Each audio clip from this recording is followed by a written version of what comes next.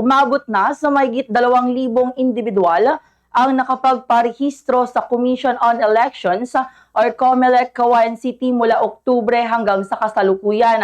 Itinuturing ito na mataas ang bilang dahil sa nagpapatuloy na satellite registration sa iba't ibang barangay at paaralan sa lungsod upang mas marami pang residente ang makapagparehistro bago ang takdang deadline sa May 8, 2026.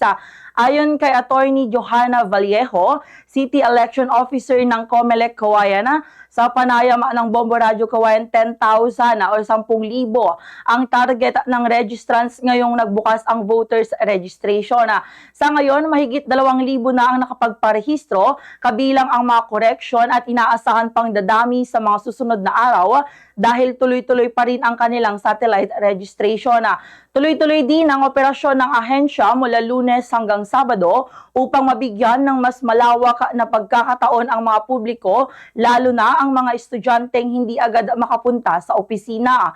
Ngayong Huwebes ay magsasagawa muli ng satellite registration sa Barangay Alicaucaw, kung saan inaasahang mas maraming PWD, senior citizen at estudyante ang makakapagparehistro. Nilinaw din ni Attorney Vallejo na walang bayad ang pagpaparehistro at kailangan lamang magdala ng valid ID para sa verifikasyon.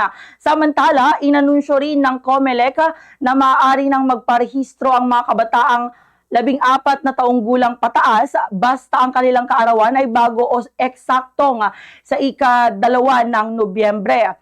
Maaari silang magdala ng anumang valid ID, ngunit kung wala pa ay pwede silang samahan ng isang kakilala o kamag-anak na rehistradong botante sa kanilang barangay. Ganito ang bahagi ng pahayag ni Attorney Johanna Vallejo.